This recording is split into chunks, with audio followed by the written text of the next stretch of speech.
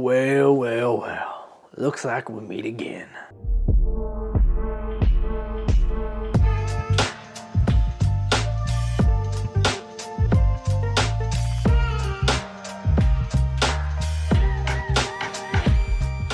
What's going on, everybody? Welcome back to the Husky Running YouTube channel, and welcome back to our Pittsburgh Marathon training series.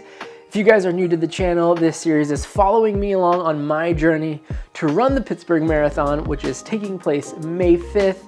And guys, this was a good week. In this video, we're going to take a look back at week 10 and everything that we accomplished, and it's official. We are officially past the halfway point in marathon training, and things are starting to get real. And it's not like the first 9 weeks weren't real. It's just that in 8 weeks, I'm running a marathon, and that technically means I only have like 6 weeks left to really build up to that, because the last 2 weeks are going to be more taper weeks. And yeah, that kind of just hit me the other day on my long run, and it just like, yeah, it's go time now. So let's go ahead and take a look at all of the runs that we did this week. And like every week so far, we've been adding miles, and well, that's been the same this week. This week we ran 39 miles, which is just a mile over last week, but we're still adding miles. And guys, looking at all of the runs that I made, I probably could have added a couple more miles, but I'm very aware of not wanting to just kind of risk injury and overuse on my body, because this is something we've never done before. We are in uncharted territories for my body. And so I want to take it a little easy, a little slow, because the last thing I want to do is some overuse injury.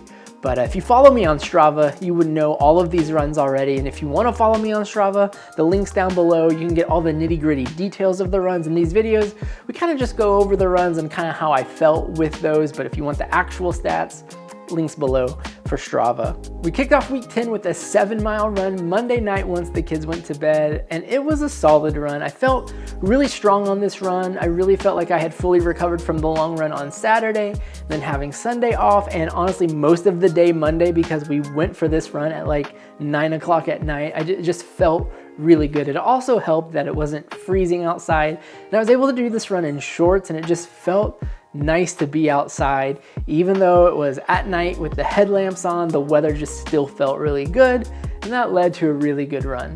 I ended up having to move my remote day to Wednesday, and the goal for Wednesday was to do a longer run. I really wanted to add miles on Wednesday, but with work and other responsibilities that I had to break up my longer run into 2 runs. And so the first run I did that morning was a 4-mile run, which was a solid run. Nothing to really report on, nothing bad happened, but nothing also really good happened. It was just a solid, steady, typical 4-mile run. And I followed that up with a 5-mile run later that night once the kids went to bed. This was a day I could have added more miles. I probably could have added on a mile earlier in the morning to the 4 miles and made that 5, and I probably could have added 1 or 2 miles on in the evening as well, but I figured 9 miles was more than what I normally run, and that was a good stopping point. We followed Wednesday's run up with a run on Thursday, and this was our first workout of the marathon training series. And yes, every run's been a workout for me, but this was the first like actual structured run that I had. And I did this on purpose. I spent the first 9 weeks of marathon training to kind of build the base, and I'm gonna spend the next few weeks to really add to that base that we've built.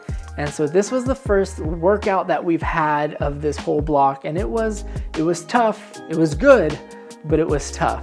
The workout consisted of a 2-mile warm-up run with 7 600-meter repeats with a minute rest in between. And those 600-meter repeats were at threshold. I was pushing it as best that I could, and I could tell that this is something that I really need to work on. By the 3rd repeat, I could tell that my legs were heavy. I kept the paces pretty consistent and pretty well, but it was very tough. And it shows me that this is definitely something that we will be adding in the coming weeks as well, because this is only going to make me stronger when it comes to the marathon. After Thursday, normally we have a run on Friday, but I decided to not run on Friday and to really focus on my long run on Saturday. In the past, I would run Friday night and then I would wake up Saturday morning and I just wouldn't feel 100%, and I felt like my long runs were suffering because of that. So this week we switched it up a bit. We rested on Friday and then we got after it Saturday morning. And spoiler alert, it was the right call.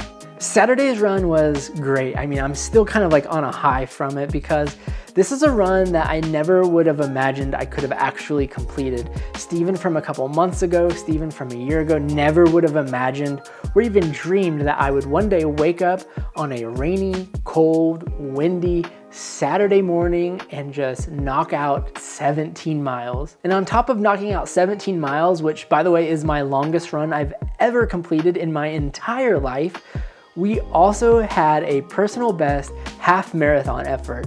And guys, that's back-to-back personal best on our long runs, and I'm so proud of that. I really think that the rest on Friday played an important role with the Saturday long run going so well, and so that might be something that I implement going forward.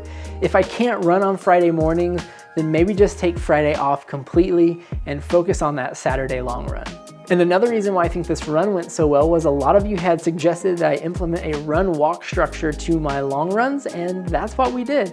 We did 4 minutes of running followed by 1 minute of walking, and I think that really played a big role in just how I felt this whole time on this run. My hips never got as tight or as sore as they had on previous runs, and my legs felt pretty strong every time I needed to run. My average pace for the 4-minute runs were quicker than had I been running the entire time. And because of that, the average pace of the run was faster than had I just ran. So I can't wait to implement this again on my next long run to see if it has the same effect, to see how my body still feels. But I really think moving forward for these long runs, that might be the route we go for now. Was this an easy week? Not at all. It was actually probably one of the hardest weeks that I've ever done. On top of adding my first workout, on top of my longest run ever, we added miles and ran less days than the previous week. The reason why in these videos I always seem so excited and that I say that it was a solid run or it was a good run is because even though it was tough, even though in that moment I didn't want to do it, when I'm standing here looking back over the week and I get to see where that brought us on Saturday's long run, it was all worth it. Was it easy? No. Was it worth it? Yes. And that's why I want to encourage you guys to keep doing the hard things, to keep putting yourself out there, because in the moment, it's gonna suck. In the moment, it's gonna be the last thing you probably want to do. There were times on these runs, that was the last thing I wanted to do. The night runs, I would have rather been home watching a movie with my wife or playing video games with my friends than running in the dark and in the rain, but we got the work done and it paid off on Saturday, and it's gonna pay off on March 5th when we run the marathon. And it's the same for you. Put the work in, it's gonna suck, but when you're standing there looking back at everything that you've done to see where you are now, you're gonna say, wow, that was worth it.